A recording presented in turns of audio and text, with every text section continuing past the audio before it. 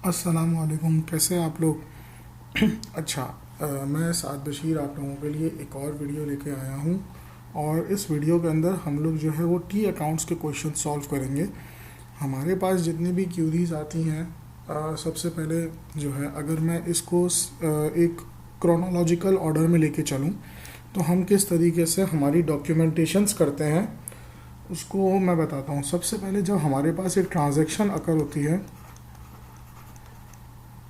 यानी सेल या परचेज, तो सबसे पहले वो एक सेल या परचेज डे बुक में जाती है, ठीक है, या किसी भी किस्म की डे बुक में जाती है, ठीक है। फिर उस बेस के ऊपर हम लोग जनरल एंट्रीज पास करते हैं या एंट्रीज पास करते हैं। फिर उसके बाद हम इसको जो है वो टी अकाउंट में लेके जाते हैं। अच्छा, फिर इस टी अकाउंट की बेस पे आपका ट्रायल बैलेंस तैयार होता है। ईयर एंड के ऊपर आपका ये जो ट्रायल बैलेंस होता है ये बैलेंस होना चाहिए, डेबिट क्रेडिट इसका। और ईयर एंड के ऊपर हम इसकी एडजस्टमेंट्स पास करके एडजस्टेड ट्रायल बैलेंस बनाते हैं, ठीक है। और फिर उसके बाद इस एडजस्टेड ट्रायल बैलेंस की बेस पे हम दो रिपोर्ट्स बनाते हैं। एक होती है स्टेटमेंट ऑफ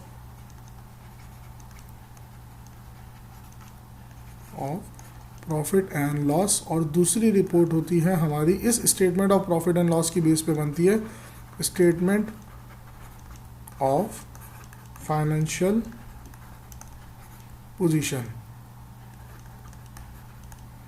ठीक है।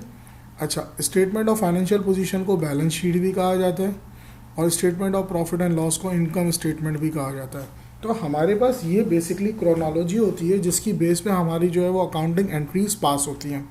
अच्छा, अब हमने हमारी प्रीवियस वीडियोस में जनरल जर्नल बनाना देख लिया। अच्छा, अब ये जनरल एंट्रीज जो होती हैं ये पोस्ट होती हैं टी अकाउंट के अंदर। तो अब मैं आज की क्लास में आपको टी अकाउंट किस तरह बनाते हैं वो बताऊंगा। अच्छा, मैं अब जो है ना वो क्वेश्चन की बेस के ऊपर डायरेक्ट टी अकाउंट बनाऊंगा, यानी बीच में मैं जनरल एंट्रीज का जो एक स्टेप है उसको स्किप करूंगा, तो ताकि मेरा भी टाइम बचे और आप लोगों का भी टाइम बचे। तो चलें अब स्टार्ट करते हैं। मैं सबसे पहले स्क्रीन के ऊपर आपको क्वेश्चन दिखाता हूँ। देखिए, ये है आपका क्वेश्चन। मैं इसको थोड़ा सा साइड पे कर देता हूँ ताकि आपको नज़र आ जाए। अच्छा, ये है क्वेश्चन। इसका क्वेश्चन के ऊपर अगर आप ये देखें कि भाई मैंने लिखा है 5 general entries, make ledger. Ledger T account को कहा जाता है, balance the ledgers, prepare trial balance. तो अब मैं जनरल एंट्रीज को तो अभी स्किप कर रहा हूँ, ये आपको प्रीवियस वीडियोस में किस तरह बनानी है ये मिल जाएगा, आप उसकी बेस पे जनरल एंट्रीज खुद तैयार करें। मैं डायरेक्ट लेजर और उन लेजर को बैलेंस करना आपको अभी बताऊंगा। और चलें ट्रायल बैलेंस भी इसी वीडियो में कर लेते हैं, ठीक है। तो उसके बाद जो है हम ओवरऑल यानी ट्रायल बैलेंस तक पहुंच चुके होंगे, तो फिर हमारे पास सिर्फ जो है वो कुछ ही स्टेप्स रह जाते हैं। अच्छा, सबसे पहले पहला स्टेज ये है कि Carl Hopper sets up a business with 5000 cash. अब वो अगर मैं अपनी प्रीवियस वीडियो के ऊपर जाता हूँ और सोचता हूँ कि भाई मेरी क्या एंट्री बननी चाहिए, तो दो ट्रांजैक्शंस, पहली ट्रांजैक्शन जो है वो कैश की है, कैश डेबिट होगा, तो मैं एक अकाउंट बना लूँगा अपने पास, टी अकाउंट बना लूँगा कैश का, और दूसरा मैं टी अकाउंट बनाऊँगा कैपिटल का, क्योंकि कैपिटल इन्वेस्टमेंट हो रही है, ठीक है। अच्छा, अब मैं यहाँ पे साइड पे ALCER लिख रहा हूँ, यानी asset, liability, capital, expense, revenue. और मुझे पता है कि अगर एसेट इंक्रीज़ होगा, लाइबिलिटी इंक्रीज़ होगी, कैपिटल इंक्रीज़ होगा, एक्सपेंस इंक्रीज़ होगा, रेवेन्यू इसी तरीके से डिक्रीज़ होगा, कि मैं एरोज लगा लेता हूँ। तो इनकी बेस के ऊपर होगा क्या, एसेट के ऊपर डेबिट, यहाँ पे क्रेडिट, यहाँ पे क्रेडिट, यहाँ पे डेबिट, यहाँ पे क्रेडिट, और इसी तरीके से डिक्रीज़ होगा तो credit, debit, debit, credit, debit, ठीक है। अच्छा, रेवेन्यू का जो डिक्रीज़ है इसको लॉस भी कहा जाता है। तो मैंने पहली एंट्री आपको बताई कि कैश डेबिट है 5000 के अगेंस्ट, इसके अगेंस्ट हमारे पास कैपिटल होगा, ठीक है, और कैपिटल हमारे पास 5000 का क्रेडिट हो गया, इसके अगेंस्ट हमारे पास कैश है। अब मैं सेकेंड एंट्री चेक करता हूँ कि मेरे पास सेकेंड एंट्री क्या है। Purchase for furniture for $1500 cash.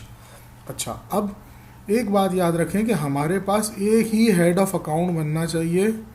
एक इसके लिए हेड ऑफ अकाउंट एक ही बनेगा, एक ही लेजर बनेगा एक हेड ऑफ अकाउंट के लिए, मैं बार बार नहीं बनाऊंगा। हाँ, फर्नीचर मेरे पास एक नया आइटम आया है, मैं फर्नीचर के लिए बना लूँगा। तो इसमें अब फर्नीचर आपके पास 1500 से डेबिट हो रहा है कैश के अगेंस्ट, और यहाँ पे फर्नीचर लिख के मैं कैश को क्रेडिट कर लूँगा 1500 से।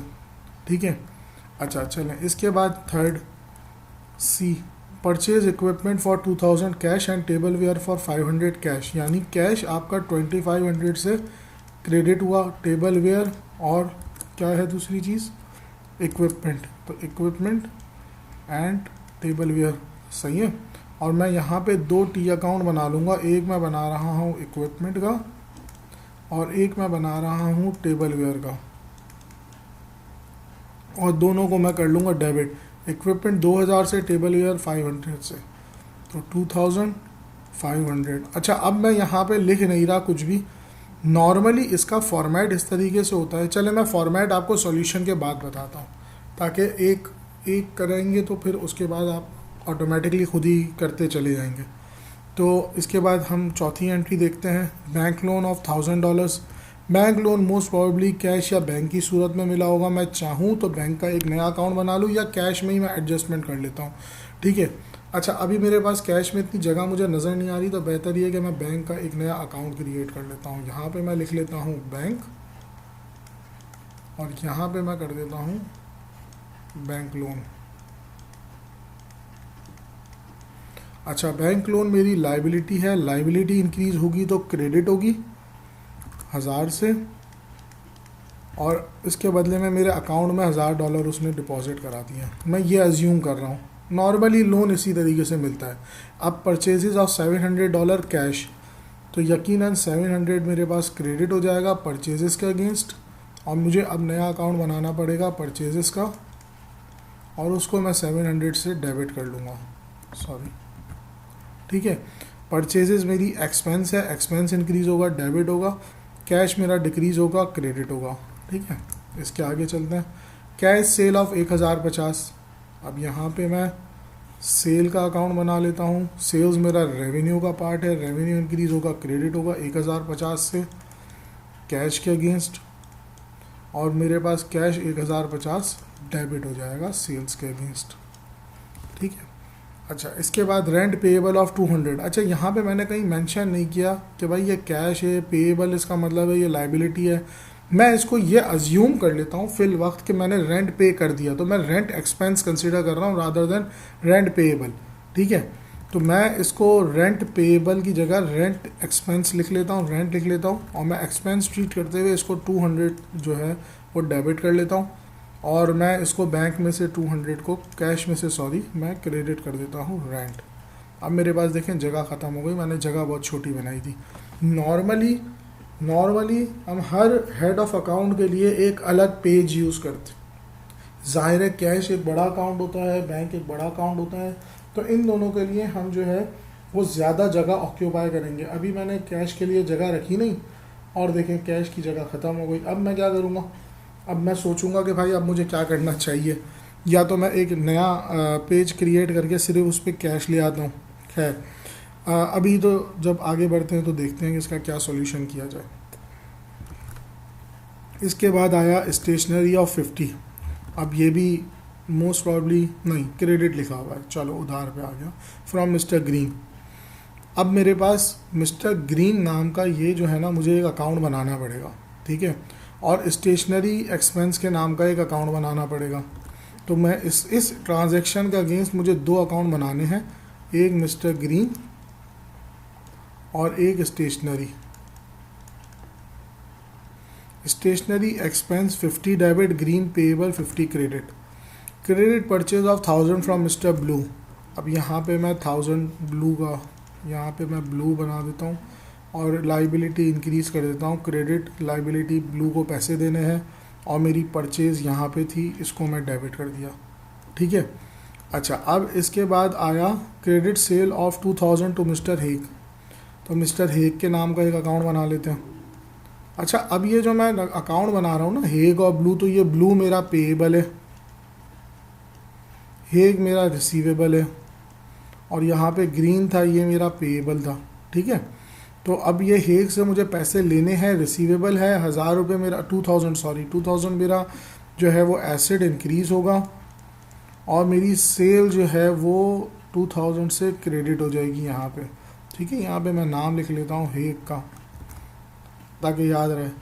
वेजेस ऑफ 50 कैश, चलो यहाँ पर आके हम फंस गए क्योंकि जगह नहीं है, तो मैं यहाँ पे अभी 50 लिख रहा हूँ वेजेस एक्सपेंस के नाम पे और यहाँ पे नया एक अकाउंट बना लेता हूँ वेजेस का 50।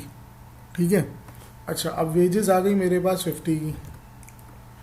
इसके बाद full payment of 2000 receive from Hague, तो यहाँ पे उन्होंने 2000 कैश कर दूंगा मैं, हेग ने पैसे दे दिए मुझे और मैं अब हेग के अकाउंट को क्रेडिट कर दूंगा, असेट डिक्रीज कर दूंगा, कैश के अगेंस्ट इसने मुझे पैसे दे दिए हैं।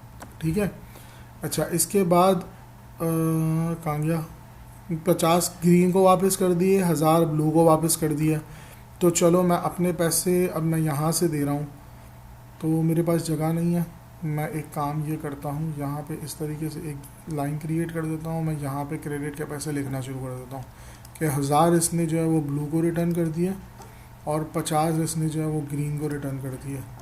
तो इन दोनों का जो ग्रीन है उसके अगेंस्ट 50 का डेबिट आ जाएगा और यहाँ पे कहीं ब्लू था, ये रहा ब्लू, ये दोनों मिक्सचर बन गए तो ये 1000 यहाँ पे आ गया। ठीक है, बहुत खिचड़ी पक रही है क्योंकि लेजर सही क्रिएट नहीं हो पा रहे, जगह ज़्यादा रिक्वायर्ड थी। अच्छा अब इसके बाद आखिरी है partial repayment of 100 against loan. तो अब मैंने लोन का अकाउंट कहाँ बनाया था, ये रहा, तो मैं बैंक लोन को 100 से डिक्रीज़ कर दूंगा और मैं बैंक को 100 से यहाँ पे क्रेडिट कर दूंगा और बैंक लोन को अगर मैं डिक्रीज़ करता हूँ तो वो डेबिट हो जाता है। तो मेरी इस तरीके से टी अकाउंट में मैं डेबिट को डेबिट की जगह पे डाल देता हूँ और क्रेडिट को क्रेडिट की जगह पे डाल देता हूँ। मेरा बहुत सिंपल काम है, कोई इतनी मेहनत करने की ज़रूरत नहीं है। जो डेबिट हो रहा है उसको मैं डेबिट पे प्लेस कर रहा हूँ और जो क्रेडिट हो रहा है उसको मैं क्रेडिट पे प्लेस कर रहा हूँ। ठीक है, अच्छा अब मैं इसको जो है इस लेजर को, अब आप जब अपने पास बना रहे होंगे तो थोड़ा साफ़ सुथरा बनाएं और अपने पास सेव रख लें। अच्छा अब जो मुझे ज़रूरत है वो ज़रूरत है फिल वक्त मैं कैश के अकाउंट को उठाने की कोशिश करता हूँ। ठीक है, तो मैं एक काम ये कर लेता हूँ, सबसे पहले मैं यहाँ पे इसको सेलेक्ट करता हूँ। ठीक है, कॉपी किया मैंने, अब मैं नई एक क्रिएट कर रहा हूँ। जाहिर है वो इसके अंदर जो है पेंट के अंदर ऑप्शन नहीं होता कि मैं 2 विंडोज़ ओपन कर लूँ, तो मैं अपने पास एक काम ये कर सकता हूँ कि मैं अपने पास एक एक्सेल की फ़ाइल ओपन करता हूँ और मैं अपने टी अकाउंट अपने एक्सेल के ऊपर कॉपी पेस्ट कर देता हूँ। ठीक है, ये मैंने नई फाइल क्रिएट की एक्सेल की। अब मैं ये करूँगा कि मैं जो भी मैंने जो है ना वो बनाया है उसको मैं एज आ पिक्चर यहाँ पे सेव करता जाऊँगा। तो यहाँ पे मैंने कंट्रोल भी किया, देखें मेरे पास ये आ गया। अच्छा अब ये 50 आखिरी वेजेस का है, ये वाला 50 आखिरी वेजेस का है, ये वाला 50 ग्रीन का है, ये वाला 50 ब्लू का है। अब मैं इसी तरीके से अपने पास जितने भी बन रहे हैं ना, देखो मेरे पास नॉर्मली तो जो बन रहा है वो मैं आराम से उठा सकता हूँ। इसको मैं कंट्रोल सी करता हूँ, यहाँ पे लाके मैं कंट्रोल इधर इस पर कंट्रोल वी कर देता हूँ, यहाँ पर आ गया। चलो इसको मैं यहाँ से उठा के इसको यहाँ रख देता हूँ। फिर उसके बाद ये सारे हैं तो इन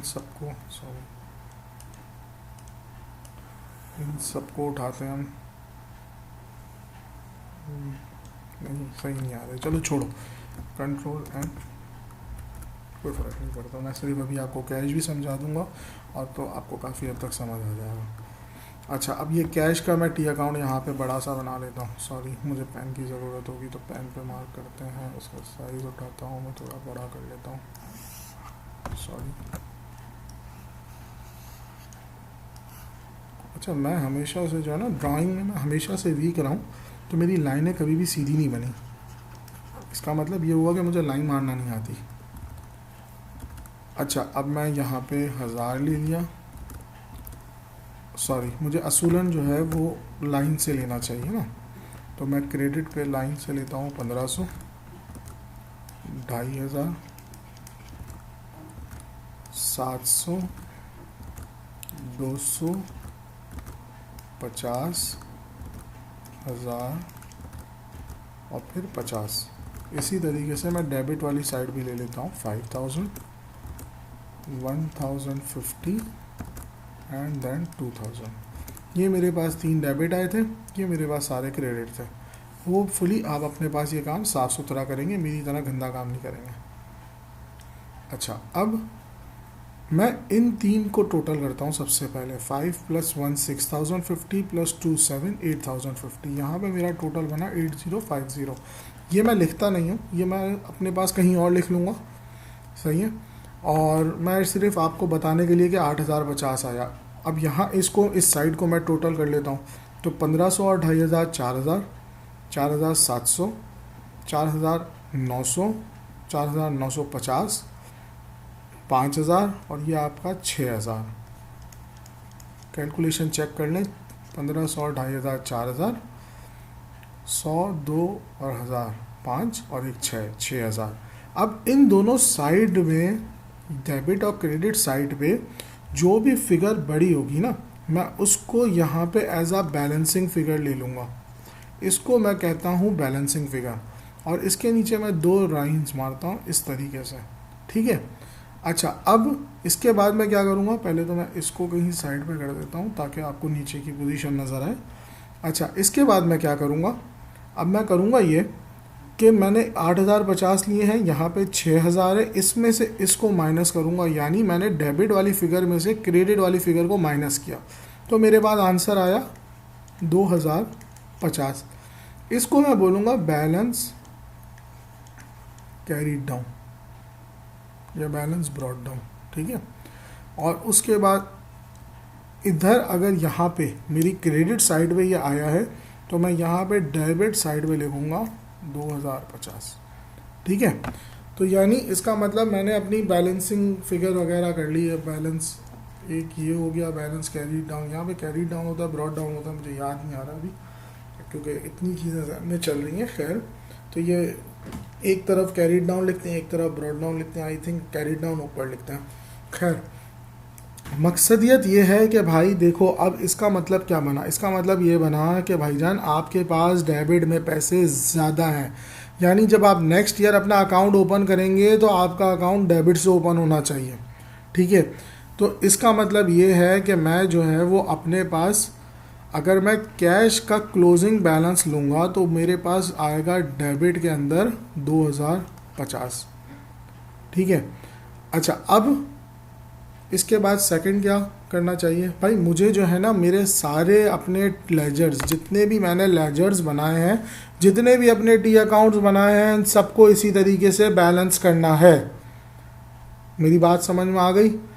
मैंने जितने भी अपने लेजर्स अभी आपको पिछली वीडियो, जो पिछली पेंट की फाइल थी उसमें दिखाए थे, वो मैंने सारे बैलेंस करने हैं, ठीक है।